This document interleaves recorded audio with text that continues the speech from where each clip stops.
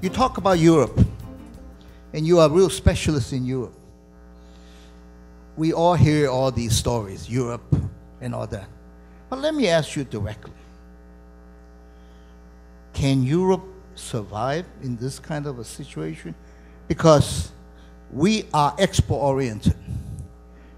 Our exports, as the president says, is 70% of GDP. And we are losing ground. From indication, this year, we may not even have 1% growth, which is quite horrible.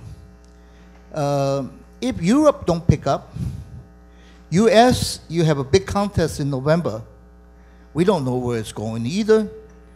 And with that kind of a dilemma picture, our export, either we change the structure quickly, our export is under pressure.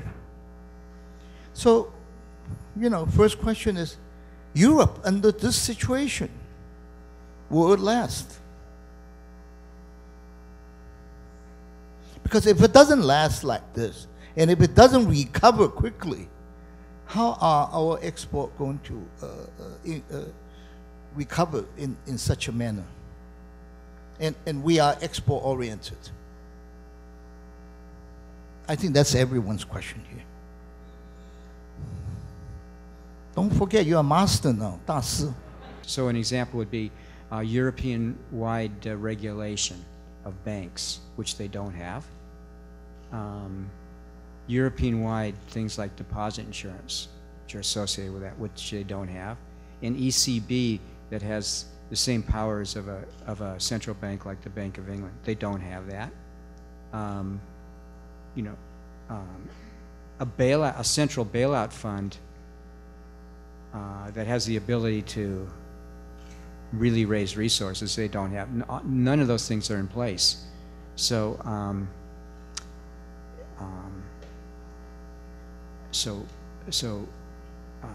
how you go, you know, so the one dictum is fiscal crises typically produce political revolutions, but economists and political scientists are terrible at predicting what the shape of political revolutions are going to be, how they surface. There are lots of unexpected things that happen, and I just confess my ignorance, and that's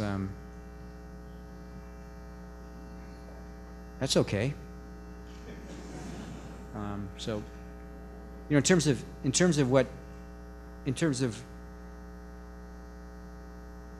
the collateral consequences and collateral damages that this situation does around the world, they are genuine, because what they've done is injected huge amounts of economic uncertainty that's derived from the political uncertainty.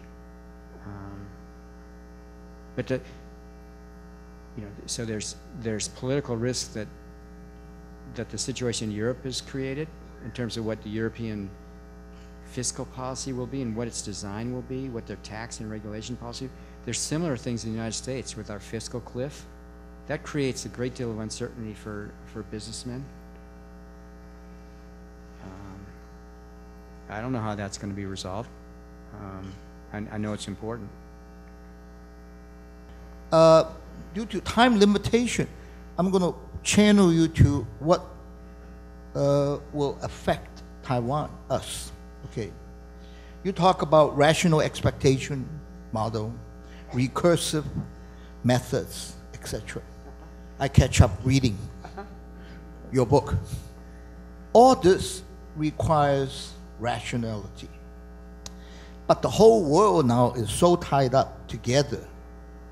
You may be rational here, but you plug it up to the whole world, it's difficult to say whether you are rational or not rational. I draw the topic of China. We are 40-some% exported to China. So the China model is important to us in our economic development. China now, you look at your so-called rational expectation. you can say they are totally irrational. All the capacity that's added today in every sector is excess.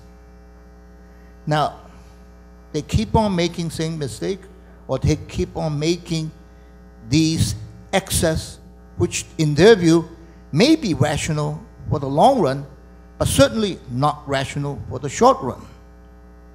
But we are facing that kind of situation in the world, whereas China says, hey, the Europe, United States, the world needs Chinese production.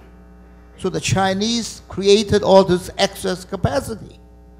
But they are no longer rational. So maybe you should also go there to explain what your rational expectation model is and how they should react.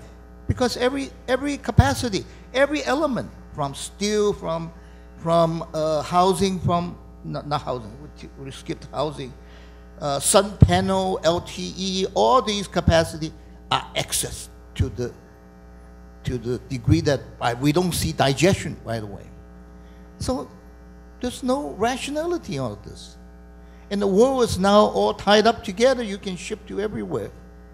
So how does that overall affect and what your model and what you are preaching and all that is really quite different from the whole world? Will you enlighten us and give us some wisdom? If you actually look out in the world, where do you see that outcomes are rational or where they might not be? Rational means people are making decisions that are in their own best self-interest, and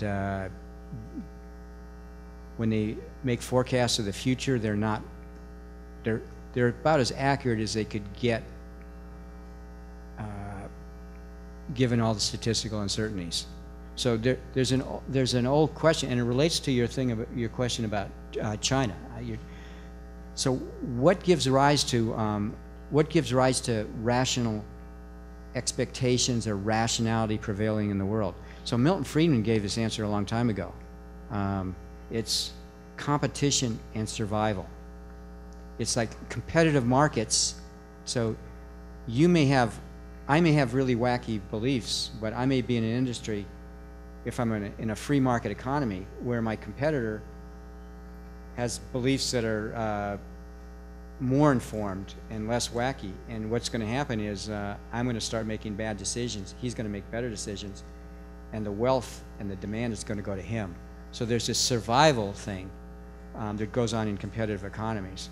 So Friedman gave this evolutionary argument, and which is a really strong argument.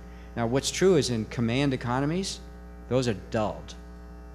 So command economies where people are, where a small number of people, for whatever motives they have, maybe benevolent, maybe malevolent and selfish, where they're picking in winners and losers, that's where you're going to see